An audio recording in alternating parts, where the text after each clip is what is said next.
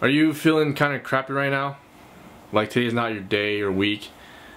Feels like a shitstorm just came to you and ruined your whole life for a bit. Everything's really dark. Can't crawl yourself out of your hole.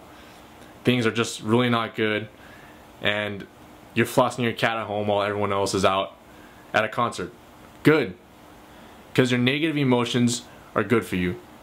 They are feedback for what makes you feel bad, and will show you the light for what's good, what you should avoid, and what you should do instead. So, let's all take a deep breath and revel in our negative emotions. Let's get it.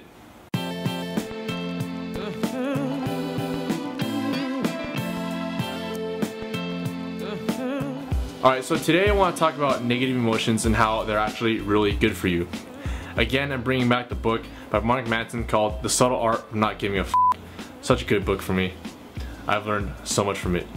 Anyway, so something that Mark Manson mentions in this book is that all the negative emotions we have, they're actually really good for you.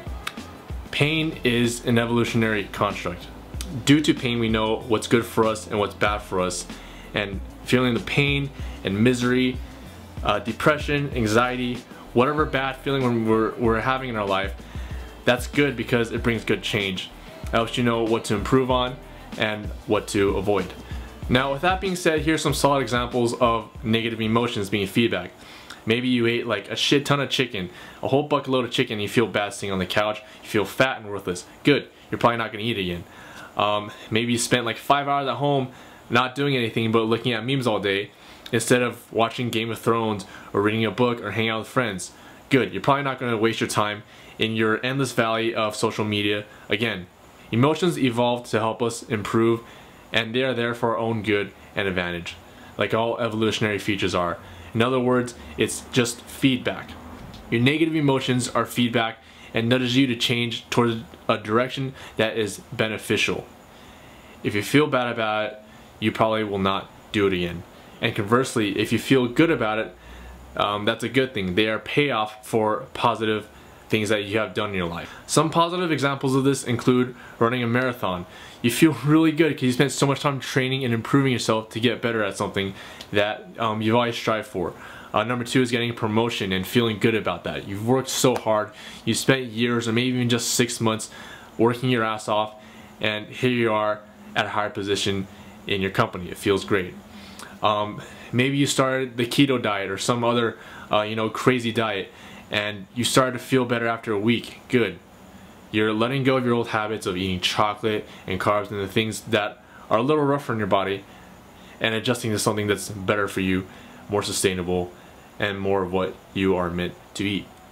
Case in point, all I'm saying is, if you feel crappy, if you feel like shit, that's fine, because this too shall pass. Keep that in mind, that whatever you're feeling right now, you'll weather that storm. You are the sky, really powerful and mighty. Everything around you is just the weather. It comes, it goes, but you remain strong and still. This is why I believe that Michael Jordan and all those other self-help gurus mention or believe that failure again and again is the key to success, because when you fail, you feel like crap and you feel really discouraged sometimes. But each time you fail and you get back up again, that's super powerful for you to succeed and get to your goals.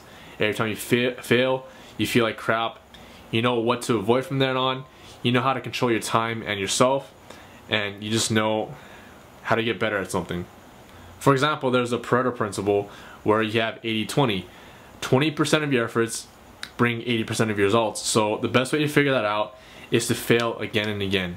You fail at something, or you do bad at like hitting on a girl, or failing at a job, or messing up a project or presentation or whatever, you know again what to do next time, so that you understand more and more of what are the little actions, what is the 20% that brings you the results that you want.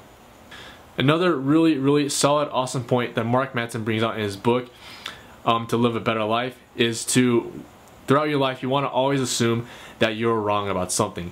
It sounds really weird, but think about it. Everything that you do, you're always improving from 1 year ago, 2 years ago, a month, 10 years ago.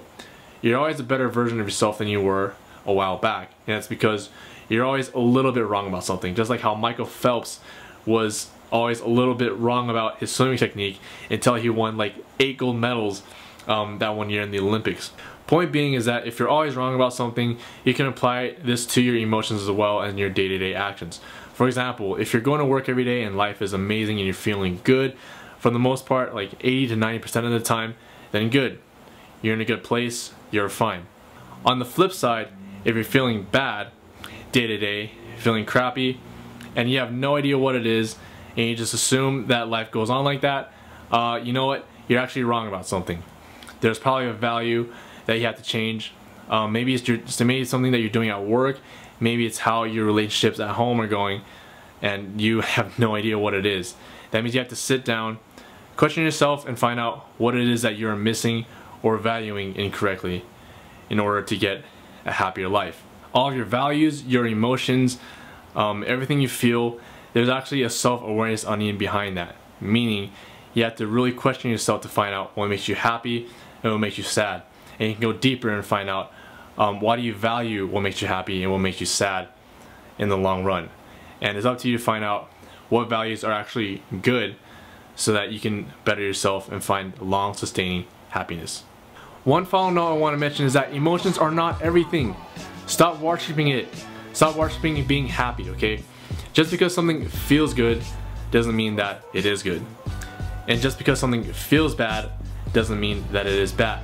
Some of the worst times in your life, some of the times where you felt like shit, some of the times where you felt really, really bad are the most defining moments in your life. Those are the times where creatives create the best works of art. Those are the times when athletes and basketball players pick up their basketball and work their ass off to become Kobe Bryant or Magic Johnson or Michael Jordan or someone else amazing. It's people like Elon Musk or Steve Jobs who went through a really shitty time, who went through a tough time and failed really badly in their business to become something greater. So remember that when you fail or when something really bad happens to you, that's time for you to reflect, to get your ass back up, and to kick ass out there, because it only helps you become better and better. Anyways, I hope you learned a lot from this video, and if you're interested in reading The Subtle Art of Not Giving a F***, which is where I got a lot of my ideas from, I will put a link below in the description.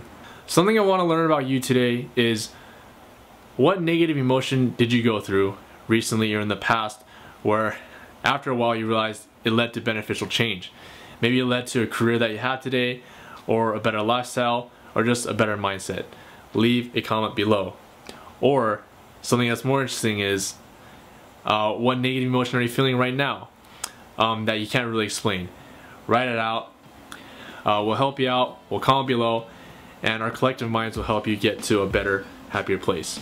Like I mentioned in the previous video, I did start this channel to help everyone out there, whether they're doing really well in life or just feeling kind of crappy or not in a good place, and everywhere in between. So please be sure to like and subscribe so that you don't miss out on some solid, good advice. Thanks for watching, and I will see you next time. Bye.